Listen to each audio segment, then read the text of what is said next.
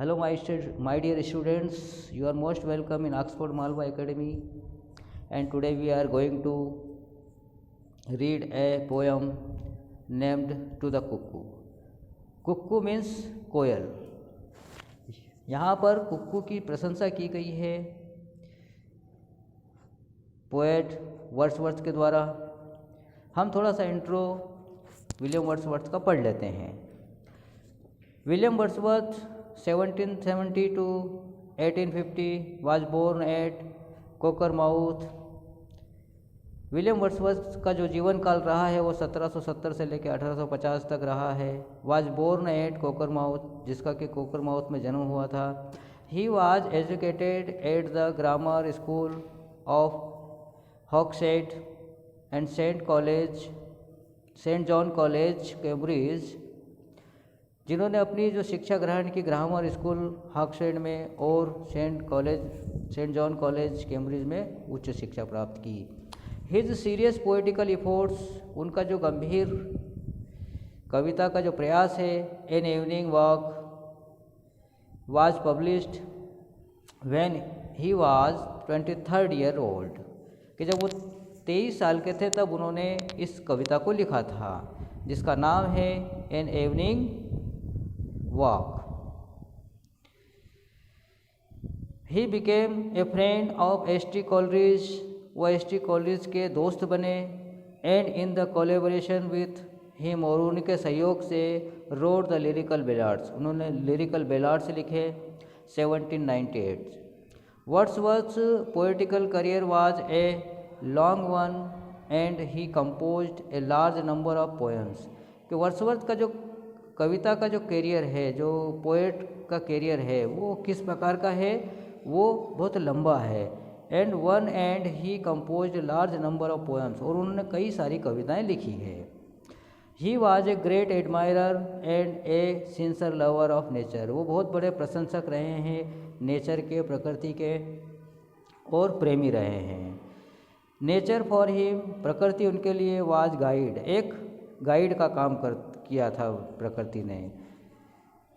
Guardian, एक पालक का काम किया था। एंड सोल, और एक आत्मा का काम किया था ऑफ हिज मोरल बीइंग, उसके नैतिकता में।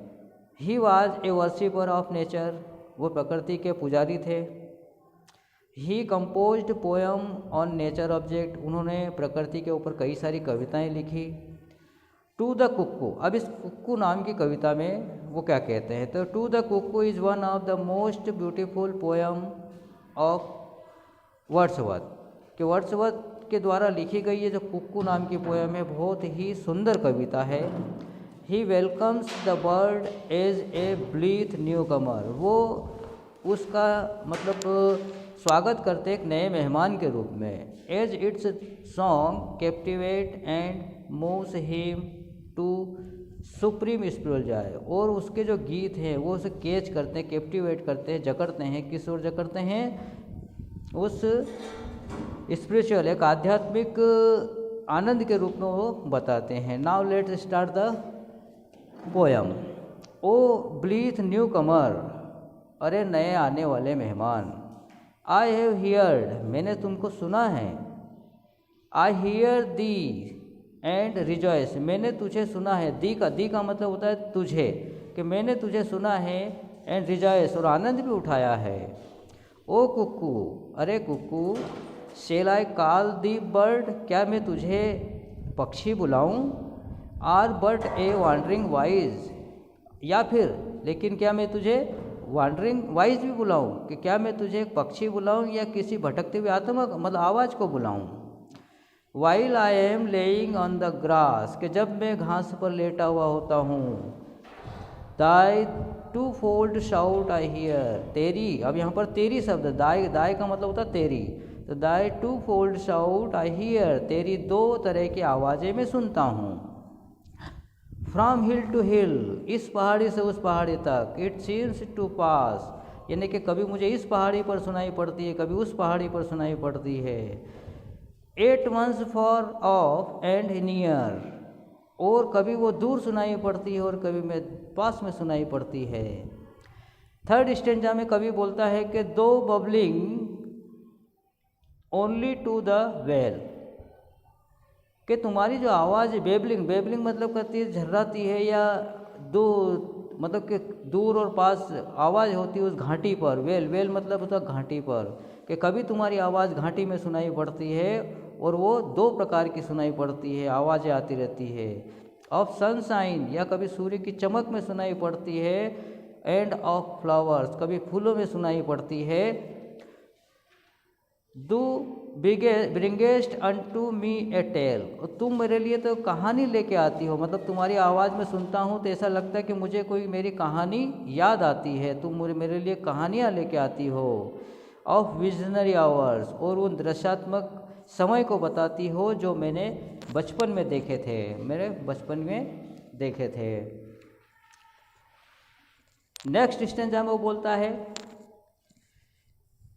Thrice welcome darling of the spring, तेरा 3 बार स्वागत है। थ्राइस, थ्राइस का मतलब होता है 3 बार, है ना। तो 3 बार स्वागत है तेरा, डार्लिंग ऑफ द स्प्रिंग, ओ बसंत की प्रेमिका।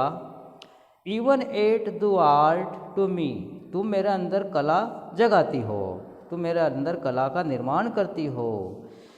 नो बर्ड, कोई पक्षी नहीं, बट एन इनविजिबल थिंग, कि क्या मैं तुम्हें कोई पक्षी नहीं मानूं या एक अदृश्य वस्तु मानूं। ए वॉइस, एक आवाज़, ए मिस्ट्री, एक रहस्य, कि जो तेरी आवाज़ है वो मेरे लिए एक रहस्य बनी हुई है। इस प्रकार से थर्ड स्टेंजा में वो बोलते हैं, the same home in my school boy days, और वैसे के वैसे जैसे मेरे स्कूल के दिनों में, I listen to that cry, इसी प्रकार की आवाज़ में सुनता था। मेरे बचपन के दिनों में, मेरे स्कूल के दिनों में मैं इसी प्रकार की आवाज़ सुनता था। I listen to that cry which made me look 1000 ways, जो कि मुझे कई प्रकार से हजारों तरीके से सुनाई पड़ती थी। अब हजारों तरीके से कैसे सुनाई पड़ती थी? हजारों तरीके से तो इन बुश, यानी झाड़ियों में सुनाई पड़ती थी, एंड ट्री, वृक्षों पे सुनाई पड़ती थी, एंड स्काई, और आकाश में सुनाई पड़ती थी। अगले स्टेंजा में वो बोलता है, टू सीक दी, तुझे खोजने के लिए, आई डिड ऑफन रो, मैं अक्सर भटकता रहता हूँ, इधर उधर जाता रहता हूँ। थ्रू वुड्स, जंगलों के दौरान, एंड ऑन द ग्रीन, और हरियाली के दौरान, एंड दू वर्ट स्टिल ए होप, और इस प्रकार से तेरी आशा में मैं घूमता हूँ। एंड लव, और तुझे प्रेम करता हूँ, तेरी आवाज़ को प्रेम करता हूँ। Still longed for never seen, लेकिन फिर भी मैंने तुम्हें कभी देखा नहीं है, तुम मुझे कभी दिखाई नहीं पड़ी है। And I can listen to thee yet, और कभी मैं तुझे सुन सकता हूँ। Can I lie upon the plain, जब मैं मैदान में लेटा हुआ होता हूँ तब मैं तुझे सुन सकता हूँ। एंड लिसन, और सुन सकता हूँ, टिल आई डू बेजेट, जब मैं किसी काम से बोर होता हूँ, बेजेट, तब मैं तुझे सुन सकता हूँ। दैट गोल्डन टाइम अगेन, वह दोबारा, सुनहरा समय दोबारा आ गया है। ओ ब्लेस्ड बर्ड, अरे आशीर्वाद प्रदान करने वाले पक्षी। द अर्थ वी पेस, और धरती जिस पर हम रहते हैं। अगेन अपीयर्स टू बी, दोबारा मेरे सामने प्रस्तुत हो जाओ। एन अनसब्सटेंशियल फेरियर प्लेस, और उस अनसब्सटेंशियल का मतलब होता है उस परियों की कहानी के तरह, उस पदार्थ के रूप में, उस वस्तु के रूप में मेरे सामने परियों की कहानी के रूप में यहाँ पर प्रस्तुत हो जाओ। That is fit home for these, और ये घर जो तुम्हारा है ये बिल्कुल फिट है तुम्हारे लिए, और तुम्हारी आवाज़ मुझे हमेशा सुनाई पड़ती है, और मैं तुम्हारी आवाज़ को हमेशा सुनना चाहता हूँ। तो यह छोटी सी कविता थी, ये विलियम वर्ड्सवर्थ के द्वारा लिखी हुई, जो कि प्रकृति पोएट थे।